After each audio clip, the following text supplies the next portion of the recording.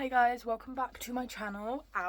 If you're not subscribed, do so now because I do content every day, even though sometimes it may be slightly late. A little bit late. Today, we're going to show my lack of control at the library. So I've got a book haul, and like I said, it was from the library. And I go a bit mad because you can get like 24 reservations, and then I've also got my mum's card because she doesn't reserve books like in as high amount as I do. So we're going to go through that. I've already had this one from a while back. I'm going to read this soon. I don't know when. I might do a reading vlog for this. I'm not sure. We will see what we will see. So to start with the book that I actually got today, I'm going to do this. I'm going to do this stack first because I got 14 books out. 14 books that I reserved already to pick up today. How insane is that? Okay. So this is the first book is The Serpent and the Wings of the Night. Sorry, I always forget. And I've just seen this a lot on TikTok, and I literally know next to nothing about the plot. I'm just like, I'm going to read this because she's really popular. So I'm going to read this, and I'm excited to read this. And then if I like it, I'm getting the second book out. This is quite big. I don't know when I'll read it. Next, I've got a couple of Frida McFaddens. So I've got Ward D. Do I have the other Frida McFadden in this pile? No, I don't. Wait. I'm swapping a book out, guys. Let me live. Because I've got 3 Frida McFaddens. I've got Ward D, The Tenant, and Do Not Disturb. Now, I don't know if you know, if you've been following me for a while, I have read a couple of Frida McFaddens. I read The Boyfriend and Do Not Disturb. Not Do Not Disturb. I read The Boyfriend one by one, and I'm trying to get into more. I own The Housemaid and The Housemaid Secret, but I've yet to read them. And I also own The Teacher, which is on my brown bookshelf back there. So I'm excited to read these books.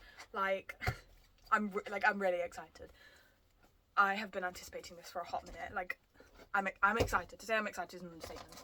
I'm going to put these into what used to be my mum's TBR basket for now. Then I've got Things We Hide from the Light, which is book 2 in the Knock 'Em Out series.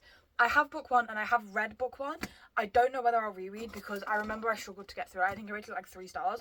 But I do want to read this book and then I'll get the next book and shit. So yeah. And then I've got The Picture of Dorian Gray.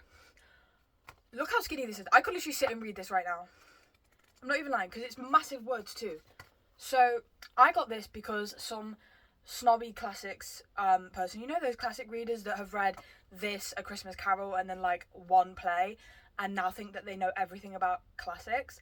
Yeah, one of those people was like getting into an argument with me over smut books on TikTok. I was explaining that sex was normal, and yes, reading about it in excess can be bad and can lead to a porn addiction, but normalizing it isn't wrong because it is normal and it allows for people to become more educated on it, on sex and stuff. So they said, I bet you've never read my classics, and I said obviously I haven't, so I'm going to start with this one because I've seen it on TikTok a lot. Next we've got We Hunt the Flame, which I saw in the works, a bunch with beautiful sprayed edges, and I think this is book 1. I'm hoping this is book 1, otherwise I'm going to be very embarrassed. It's got really thin writing, skinny, small writing, and it's quite a thick book, so I'm like nervous. Time to move on to the next stack. This has got mainly romances in, I think. That one was like a mix of fantasy and mystery and romance. This one, so I've got this book by K.L. Walther. I read The Summer of Broken Rules and I absolutely loved it. That was like one of my 5 or 6 star reads. Like, I loved that book. So I'm gonna try reading this one. This was the only one that they have at my library, which I'm really disappointed in. But I've also got What Happens After Midnight on my Kindle. So it's like, I'll still read another one of the books. I just don't think I'll be able to get one of the other ones. And then I've got Where the Dark Stands Still. This is a fantasy. Don't know much about it. Saw it in Waterstones, I think, when I was on one of my holidays. And was like, hell yeah. This is getting full now. Next, we've got Babel, however you may say it. I am excited to start R.F. Kuang books. I think I'm saying her name right.